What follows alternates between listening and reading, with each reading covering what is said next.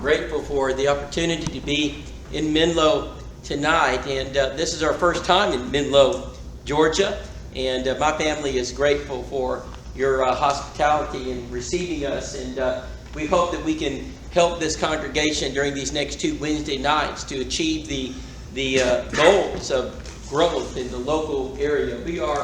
We are excited about the opportunity that COVID has presented churches of Christ. And although it is discouraging to see the effects it's having on people physically, we are encouraged by the awakening it might be having on people spiritually, as we realize that our outward man is designed to decay, but our inward spirit can be renewed day by day.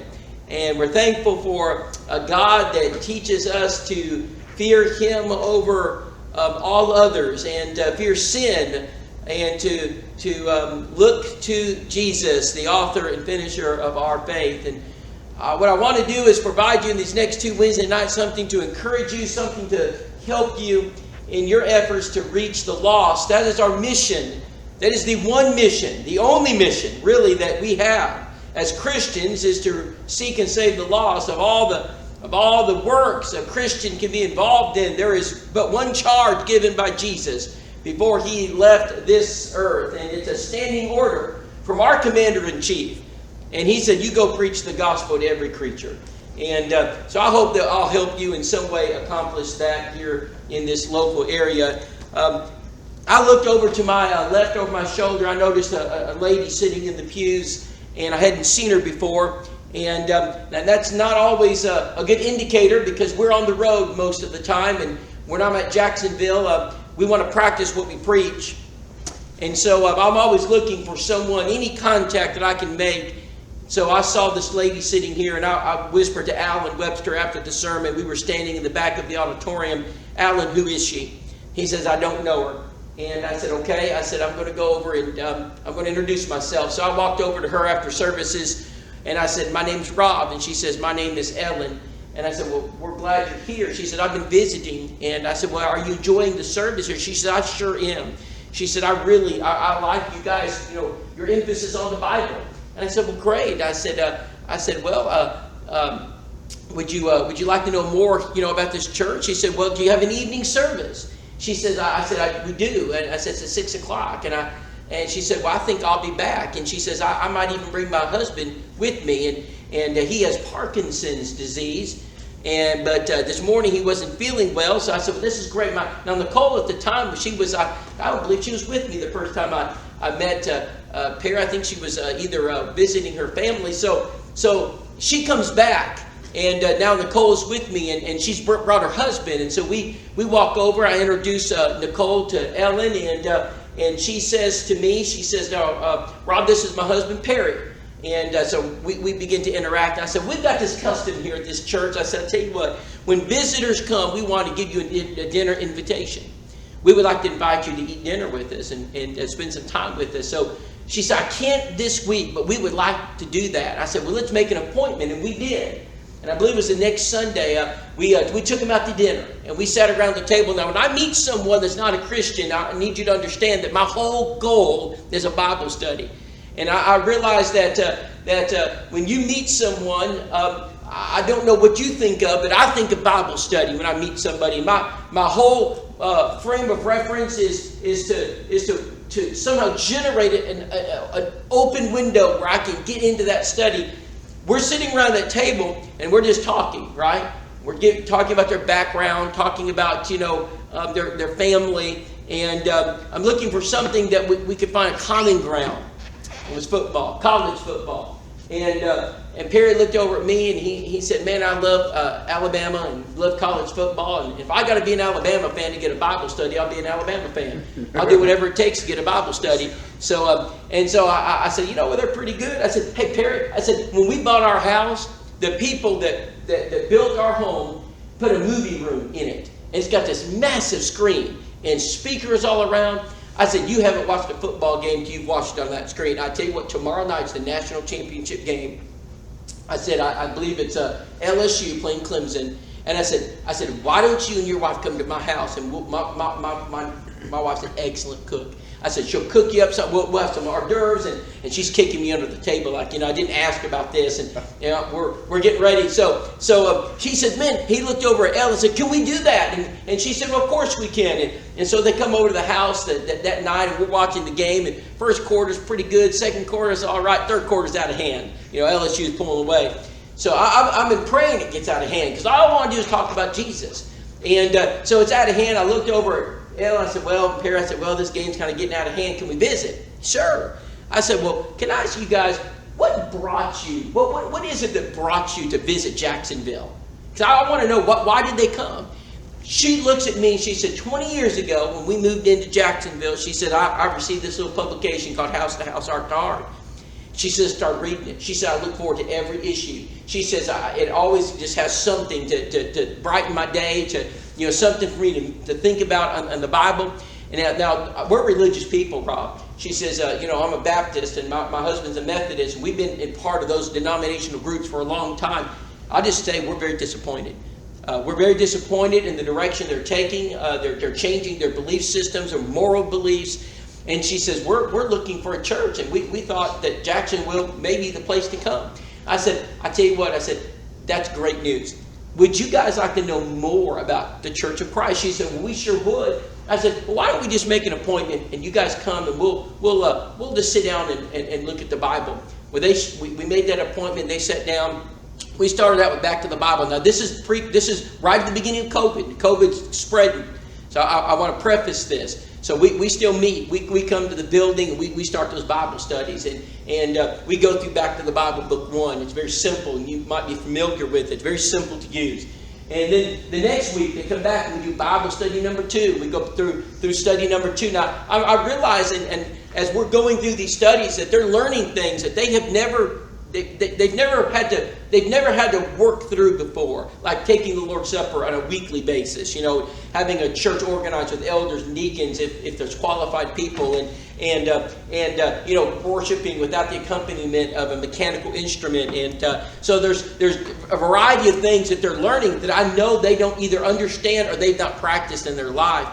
We're going to get to the third study the next week, and I still remember Perry and Ellen. Well, I've been baptized. And a lot of denominational people have been baptized, but they haven't had the one baptism. They haven't had Great Commission baptism. They thought they were saved. Their baptism was a denominational symbol for them to join their local, church. And I knew that. I knew that Perry and Ellen did not understand baptism. Did you know how I knew that? Because before I ever do a Bible study, I always ask this question: were you saved before or after baptism? I asked it before we ever get started. What did you do to become saved is another question I asked. I had all this filled out in their words. I recorded it. So I knew this. I don't wait until I get to the end of the study to ask that, after they've read all those verses. Because people tend to change their understanding as they read the Bible. They tend to change. I don't want them to give me what they've learned in the last 2 weeks. I want to know what they did when they believed they were saved. Well, they've written it down. I've got it on paper. And I point out to them, I said, now, Perry and Ellen, is that what the Bible teaches? Does the Bible teach one saved, believes, saved, and then baptized?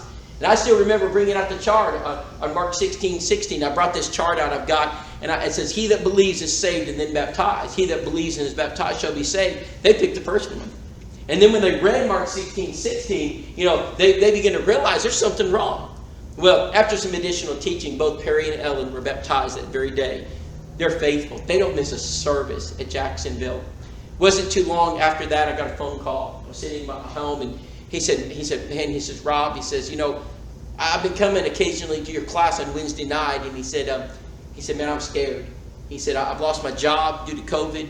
He said, I got a daughter I'm trying to raise, and I don't know what to do. He said, my life's falling apart. And I said, his name's Dane. I said, Dane, I tell you what, why don't you and I meet and let's visit? He said, I need someone to talk to. And I said, would you meet with me? He said, sure. So we get up there, and I don't know if I need to wear a mask. I don't know if we're going to social distance. I don't know. But man, Dane he just needs a friend. So we sit across that table, and we start. And I listen to Dane for probably 45 minutes, and he tells me about his life and struggles he's going through. All of a sudden, I said, Dane, I don't know that I can fix everything this morning. But I can tell you, before we do anything else, we've got to get our spiritual life right. It's like trying to fix a leaky roof if your foundation is messed up. It's like trying to fix the inside of the house when the outside of the house is falling apart. You can't start in the outside. You don't start at the top. You start down here. And so we started those Bible studies. Well, 3 studies later, Dane was baptized. And then there was another young lady. She'd been coming, and this young lady's a little bit challenged. I'd say she's intellectually challenged a little bit, but she's still accountable to some degree. And she'd been ignored by all the local churches. She'd been going to these churches. They would just ignore her. And her mom and her dad would take her, and we were able to sit down with her and do a Bible study. And I'd ask her the questions, she'd answer them, and she would read the Bible passages, and she was baptized. And this is during COVID. Here's what I'm hearing from churches today. You know what I hear? With the church, evangelism doesn't work during COVID. You can't evangelize during COVID because it doesn't work. Now, I'm going to tell you some others. This young lady we baptized, we got to meet her mom and her dad. And we formed a relationship with them. We've taken them out to eat. We've got to know them. Guess what? We've had a Bible study with them. We're waiting for Bible study number 2. And then just recently at Vacation Bible School at Jacksonville, we just went forward with Vacation Bible School. I can guarantee if a church stops doing her job, if a church just stops and quits, you're cutting down opportunities to reach people. So we just went forward. We used precautions. We're not ignoring COVID. We're trying to deal with COVID. You got to deal with it. So we're wearing our masks. We're 6 foot apart, and the children are getting temperature checked. We do it. But during that VBS, I noticed there was a young man sitting in the pews. I said, "Well, who is he? I don't know him." And he's sitting with Perry and Ellen. It's their son. Now, these are new converts. I went over and introduced myself to him. I said, "Name's Rob." He said, "Name's Nick." He said, "Man, I sure liked it. I've enjoyed coming." I said, "Well, what's going on?" So I just recently moved back in. I said, I lost my job due to COVID. I'm living with mom and dad. And he's married to this other young lady, his wife, named Darby. Darby's had a liver transplant. She's been on our prayer list. We've been sending cards. I don't see Darby, but I see Nick. And I said, I tell you what, how would you like to join Perry and Ellen? We'll take you to dinner. There's nothing that helps cultivate a Bible study better than a dinner.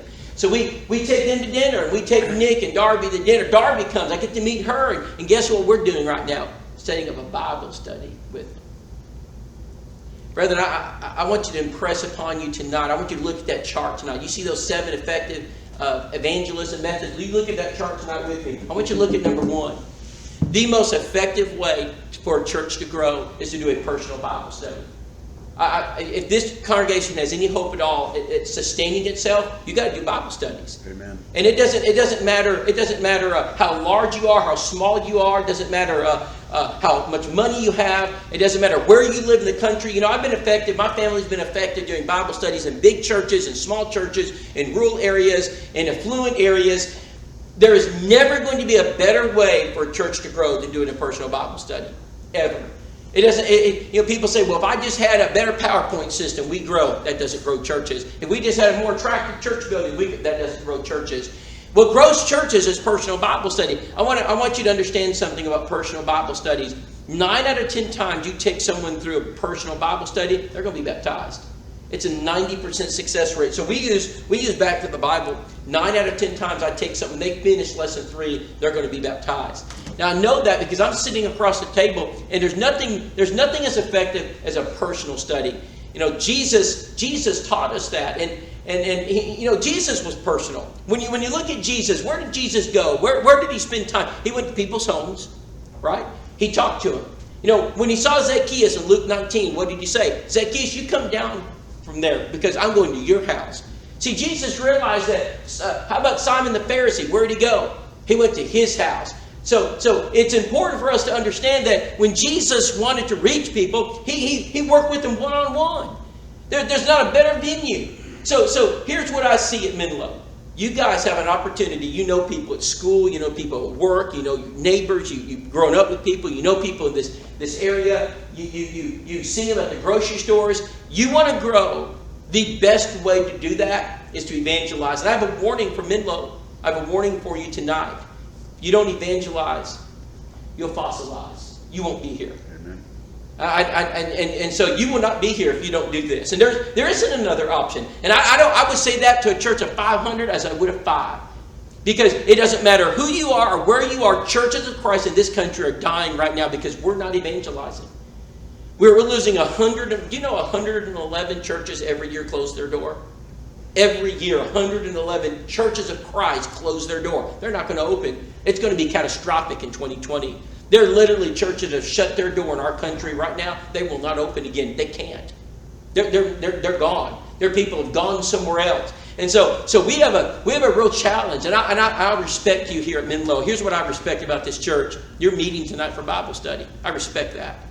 I respect that you're taking precautions. I respect that you're still meeting, because I know this: if we don't continue the work of the church, there's no way the church is going to grow. There's no way we can accomplish our mission. We got to understand our mission is to seek and save the lost. Luke 19:10. Our mission is to make known to the world the purpose of the church, which is to make known to the world the gospel. Ephesians chapter 3 verses 9 and 10. To this intent now to principalities and powers in heavenly places, that it might be made known by the church the manifold wisdom of God. What's the purpose of the church? To make known to the world the manifold wisdom of God. That's the purpose of who. We're not a country club. This isn't a civic organization. We're not the food pantry. This isn't Habitat for Humanity. All right, we're not the local soup kitchen. All right, we're not the Lions Club. We're not the Rotary Club. Okay, we have to understand, who are we tonight? We're the Church of Christ. Our job is to evangelize. Our job is to make known to the world the manifold wisdom of God. We're not a daycare center. All right? Our job is not to educate the entire pop community or take all the children in. And I'm all for children. I love children. All right? I've been a child. That's not our job. Our job is to evangelize. I believe a lot of churches they've been misguided, misplaced. They've forgotten their purpose. And that's why for the last 40 years, we haven't had 1 year of growth. Did you know that? In 40 years, we haven't had 1 year of net growth in the churches of Christ in this country. We have not 1 year we can say we grew in net numbers.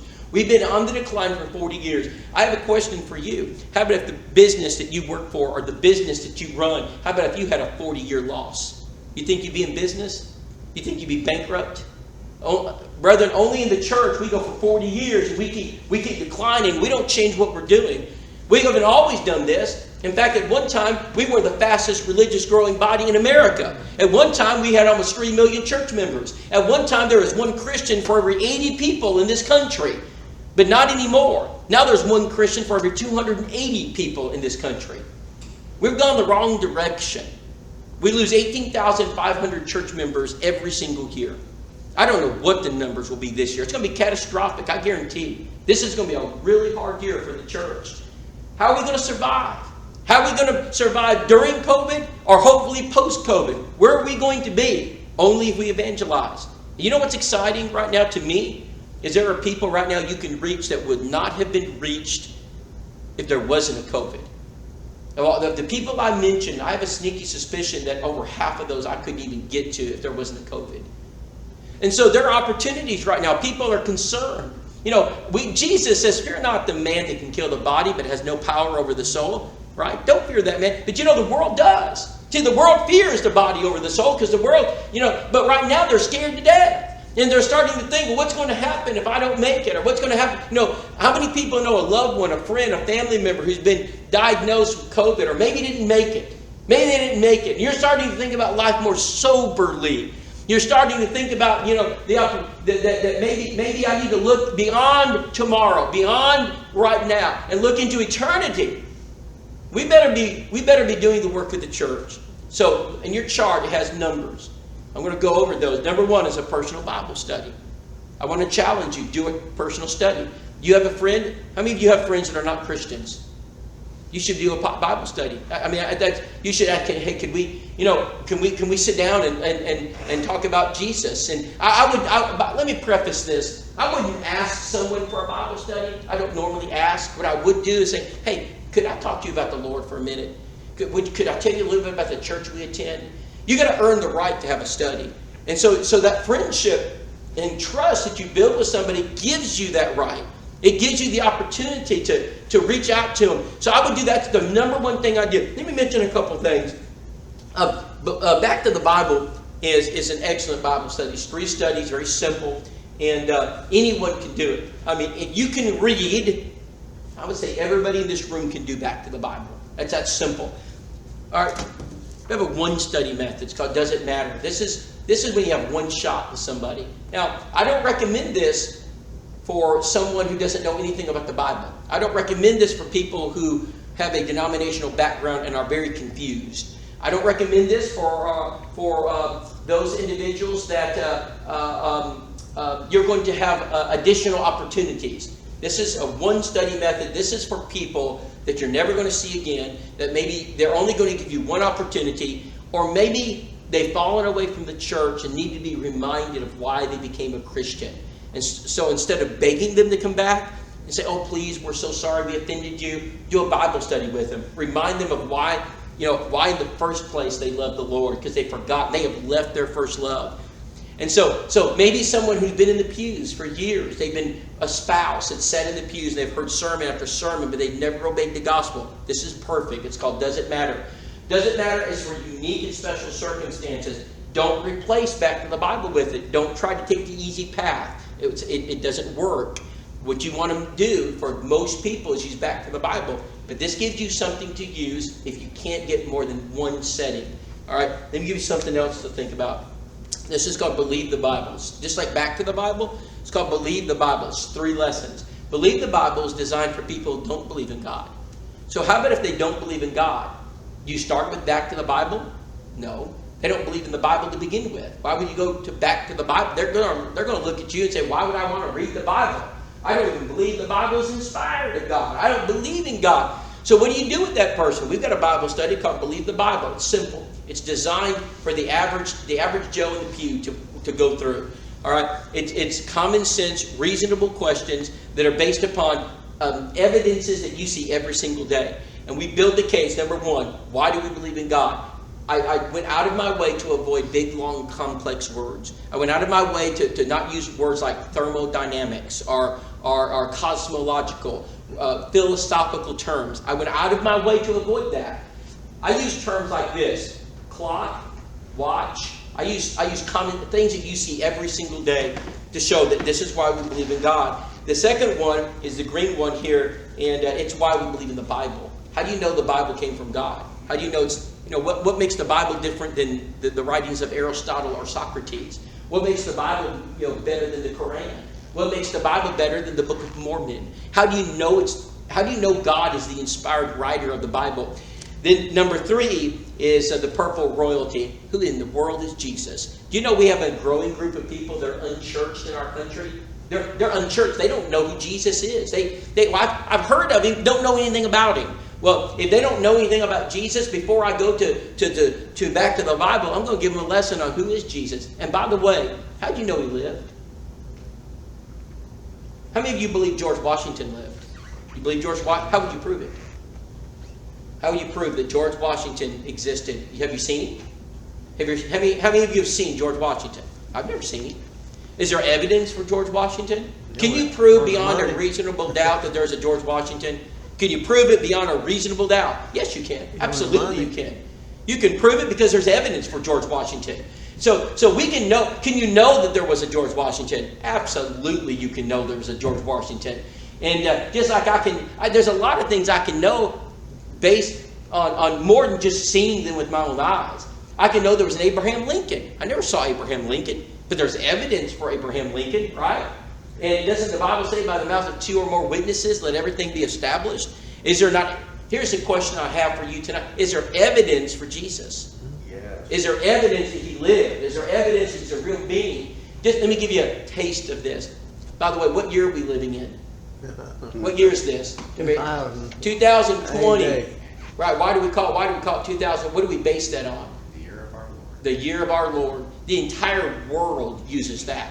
It doesn't matter what country you live in. You can live in the Middle Eastern countries. You can live in the Oriental countries. Isn't it interesting that the entire world bases the clock on Jesus? They go back 2020. Then you go back further than that, and it's called BC. they try to take Christ out of it and call it before the common era, but the common era is Christ. And so it doesn't matter. So you got before Christ and AD in the year of our Lord, the Latin. All right, all based. And so I point that out in these books. These are excellent, and they're a Bible study designed for people who don't believe in God. So you got to start where people are at. You got to find out where your friend's at. Is your friend a non-believer? Is your friend a skeptic? Is your friend a believer but just misguided? In other words, they just need someone to teach them the truth. Like Apollos was misguided. What did Aquila and Priscilla do when they found Apollos? They pulled him aside and they did a personal Bible study. Look at Acts chapter 18. They did a personal Bible study with Apollos. That's what we need to be doing. So number one, we need to do a personal Bible study. Look at number two. What happens if you can't do a personal Bible study? What happens? Let me give you some scenarios where someone won't do a personal Bible study. Maybe there's someone that you know, and they're legitimately scared. I mean, they haven't even come out of their house. People are bringing them the groceries, or if they do come out, they're masked up, and they're staying. I mean, they're legitimate. They don't want to be around anyone, and maybe it's legitimate because they have health concerns. Maybe they have a diminished immune system. So whatever the reason, I'm not here to diminish or to invalidate their concerns. And here's the deal: do they not need the gospel? But you can't personally do a Bible study with them because they're not going to let you. So what do? Well, you do a virtual Bible study with them. You do a virtual personal. Notice I used the word personal. So here's what I mean by that. You have the ability, and you're doing it right now, to contact people through media, social media devices. You can use a smartphone and use FaceTime. You can use a computer and a camera and use something like Zoom. And what you can do is beam yourself over to their house. You can put yourself right in their home. So here's what can happen. I had a brother recently tell me about he had 3 studies he did using Back to the Bible. He mailed them Back to the Bible, right? He mailed it to them. He got them on Zoom, and they went through the Bible studies. He baptized every one of them. One of them is his brother-in-law.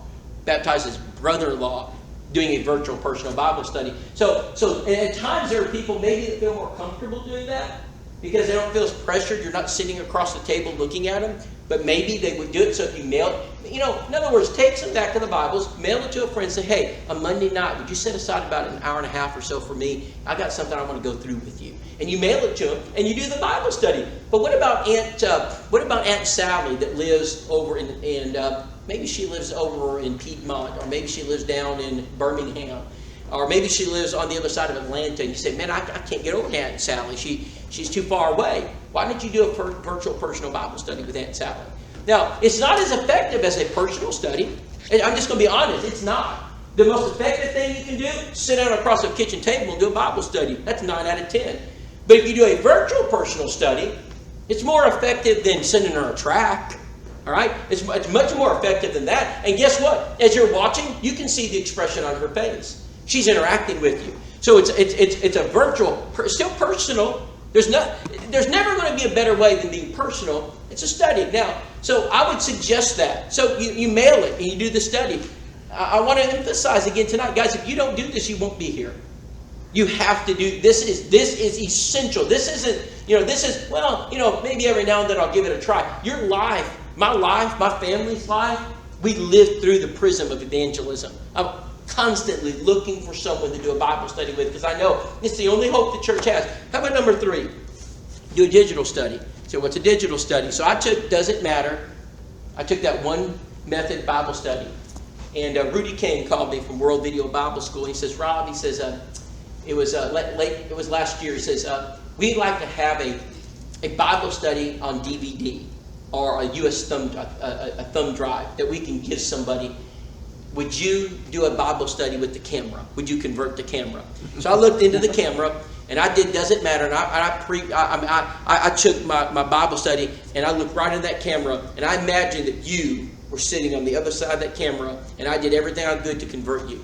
For an hour, I'm going to do a Bible study with you. When that's done for 30, 40 minutes, I'm going to do what I call closings. I'm going to use the love of God and the terror of the Lord to try to get you to obey the gospel. I'm going to do that in this study. When I finished that study, Matt Kane, who was filming it, looked at me. He says, Rob, he says, the camera wants to be baptized, but I won't let it. And it costs too much money. And I said, so I know it works. And so here's what you do. You take this and you mail it to your friend and say, would you watch this on your spare time? So they're not pressured. That you don't know when they're going to do it. Maybe they have a bad day. Maybe they get sick and they're sitting there in their home and they don't know what to do. And they see this laying on their dresser and they say, I'm going to watch that. Maybe they're having a reflective moment in their life, and maybe they just learn a parent or a child has COVID, and they're concerned that maybe they got COVID, and they have a spiritual window. Everyone has these windows of opportunity. They open and shut during your life. Well, this window is open, and now you've sent them this, and so now they can do it. It's called Does It Matter to DVD. We also have it on thumb drive, and you can just send it to people, mail it to them. On the back it says from.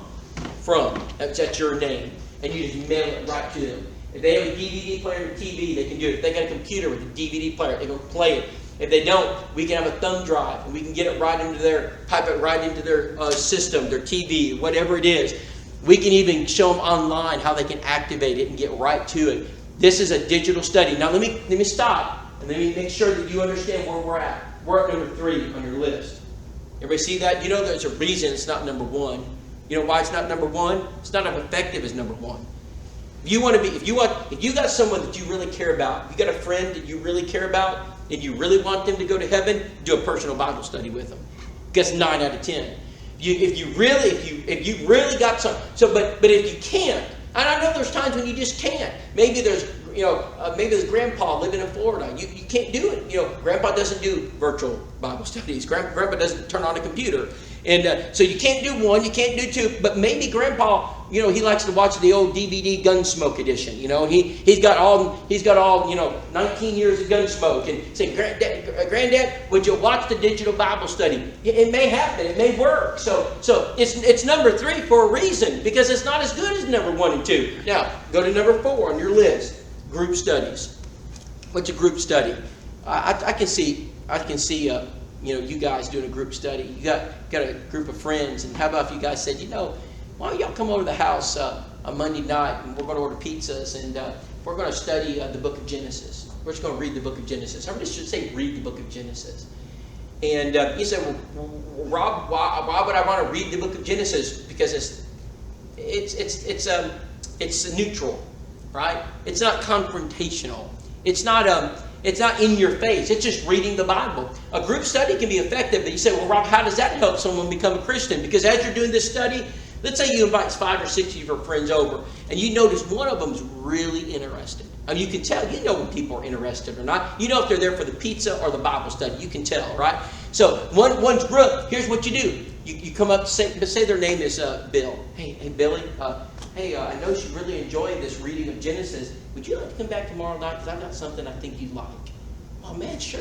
I got a surprise for you. So he comes back tomorrow night. You know what you do tomorrow night? Come back to the Bible. You start on lesson 1, and you do a Bible study. So the group study is going to set the stage for the Bible study. Now, he said, well, Rob, why would I not want then to have a large group of people? Why would I not want to have and do back to the Bible with 7, 8, 10 people? Let me tell you why. Let me tell you why you never do that. Because the problem that one of your friends has and brings up will become the problem everybody has. And you have just opened up a hornet's nest. All right? So you don't want to do that. You do not want to open up a hornet's nest. What you want to do is peel people off to do personal Bible studies one-on-one. It's much more effective when you do that. If you allow a group, all right, to do a Bible study, every problem one person has becomes the problem everybody else has. So if one person has a problem with infant baptism, now they all got it. If one person has a problem with marriage, divorce, or remarriage, now they all got the problem. If one person has an issue, my pastor said I said the sinner's prayer, and so now everyone's got to know about the sinner's prayer. And so you're chasing rabbits, and you're never going to get through the study. So don't do that. Group studies effective? Yes, if you know what you're doing. If you understand the purpose. Group study is effective as a personal Bible study? Nope. But it can result in conversions if you handle it properly. Number 5, correspondence courses. All right, correspondence courses. What's the one of the oldest methods in the church for teaching someone the gospel? John Hurt series. I mean, how many of you have seen the correspondence courses with Moses and the Ten Commandments on the front? We've been using those things for decades in the church. They're wonderful. What's a correspondence course good for? Well, I tell you what, you can't always get to somebody. How about great grandma in the nursing home right now that no one's allowed to touch, see, can't even hardly look at her because they won't let you, right? How do you get to her? Right? She's not going to do a digital study. She didn't even have a DVD player. You can send her a correspondence course. You can send people correspondence courses in prison. You can send people correspondence courses overseas. You can send anyone a correspondence course. So a church ought to make this available and say, hey, if you know someone, send it. Send a correspondence course. Let them do it. And some people need the structure of it. Some people need that ABC 1, 2, 3 very analytical approach where they read the scripture, they fill in the blank, and they answer the question. So sometimes a correspondence course, sometimes it can be very effective. So I would tell you that is something that you may find in a low pressure situation better even than a personal Bible study for some people. For those who have you ever met someone who just doesn't do well around others? I mean, they're a recluse, right? And there's this lady in Jacksonville, and the college students have been helping her for years, and we've never seen her. I don't know if anybody's ever seen her. And they deliver food to her, and groceries, and you have to put it on the front porch, and you got to leave. You can't be there when she opens the door, and she gets it and brings it inside. I don't know if anybody's ever seen the woman, and obviously she's struggling with some issues. I'm not going to do a personal Bible study with her, but maybe she'll do a correspondence course with us. So you just see that. How many of you guys go fishing? How many of you ever go fishing? Okay, what happens if you throw your line out and you don't get a bite in, say, 30 minutes, even an hour? You get nothing. What do you do normally? You swap your lure. You figure this isn't working. Maybe not a spoon. Maybe I need something, a jig. Maybe I need a live bait. Maybe I need something else. I got to do something because I'm not going to sit here. Your evangelistic tackle box needs to be full of different tools to use to attract. Brethren, do you know what we've done in the church? I'm just going to tell you. Here's what we are. We have become keepers of the aquarium instead of fishers for men. We're too busy keeping house. We're too busy worried about the inside of the church building. We're too busy worrying about the pews if they're clean. We even have divisions of the church over it. But when are we going to get out there and go fishing for people who are lost? That's our job. Our job is to evangelize. Our job is to seek and save the lost. You want to be like Jesus? Then do what he did. Seek and save the lost. That's Luke 19:10. You can't be like Jesus if you don't do that. You can't say, well, I'm like Jesus. No, you're not. Not if you don't evangelize. Not if you're not trying to reach out to people and bring them to Jesus. You're not like him. Because that's what he did. Go to number 6. Use an evangelistic book. What about an evangelistic book? How many of you have heard of this book, Muscle and a Shovel? Have you heard of that? Okay. It's a great book. You know what you do? You get a stack of them. You put them on a shelf. They're free. They're free. You say, church members, I'll tell you what. Here's what you're going to do. If you know someone who's an avid reader, they just love to read. How many of you know people that love to read? I've got this book. It's a great read. Would you read this? You know what might happen? That may result in a personal Bible study. It also may result in a conversion itself. In fact, I got a phone call when Nicole and I were at Bible camp, and it was strange because my phone never rings at Bible camp, but it rang. And I was like, there's no service. And I said, well, that's strange. And I picked it up. And this is Rob. Rob, this is Amy. And I said, Amy, I have no idea who this was. And I said, how can I help you? She says, Rob, I think I'm going to hell, and I need you to do a Bible study with me. And I was like, well, absolutely I want to do a Bible study. And I was trying to run through my mind, who's Amy? It was the girlfriend of one of our new converts. And his sister had given her Muscle and a Shovel, and she read it. She thought she was saved, and so she read it. And she was concerned she was lost. When we did that Bible study, we baptized her, married her and her boyfriend. Now they have one child, another one on the way. And it's a great, I don't have time to talk about it tonight, but I'm telling you that book helped break the ice. So would I suggest you put all your marbles there? No. Would I suggest that you fire a rifle shot at muscle and a shovel? No. Here's what I'd suggest you do. How many hunters we got? How many of you guys ever hunt? Grab your shotgun, put in some buckshot, and fire at the target. And you ought to fire, cover it up. You ought to have personal Bible studies going on. You ought to have digital Bible studies going on. You got virtual studies. You got correspondence courses. You got group studies. Here's what I'm suggesting. You fishermen, get your lures out. And get out there and use everything you can to try to... Listen, we're dying in the church. And if we don't get out there and reach people, there isn't going to be a church left in this country. I keep suggesting, I keep saying this to church members. I don't know if people believe me or not, but you mark this down. You write this down. Write this down. I'll give you 4 numbers. You write them down. 2, 0, 6, 9. That's the year 2069. That's the year we no longer exist in this country. That's the year the churches of Christ are gone. If the numbers keep playing out like they have been for 40 years, we won't be here. And you know what's going to happen?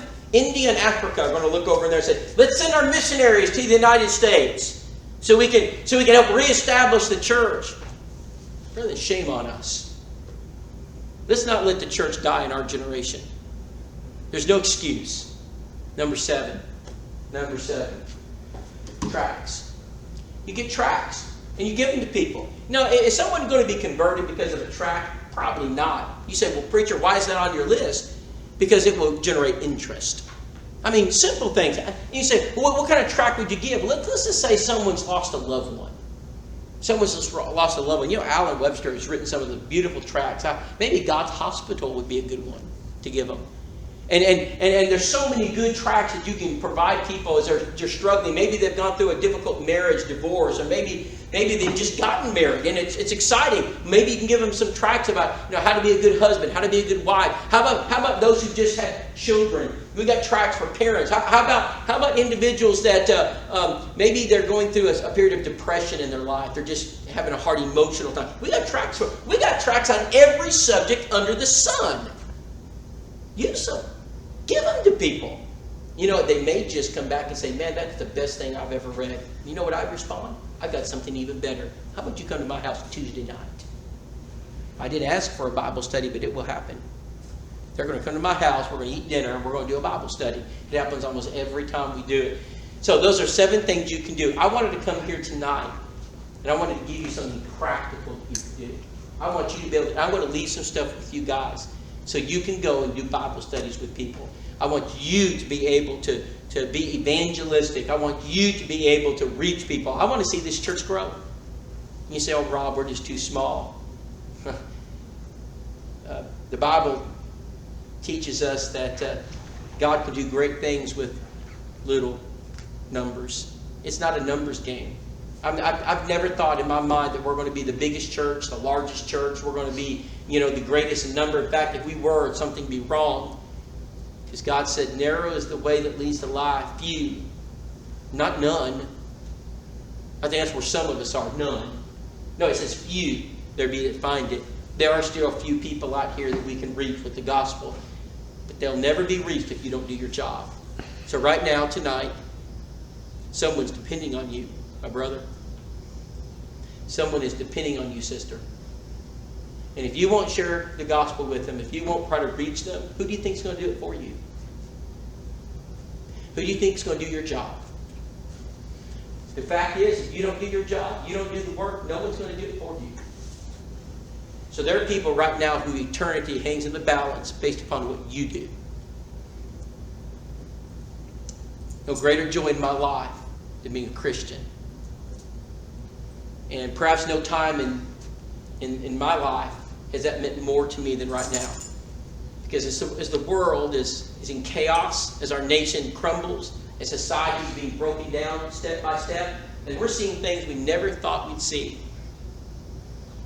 As hard as it is to watch, and as furious as we get, you know what it reminds me? There's one thing that still makes sense in this world, and that's Jesus.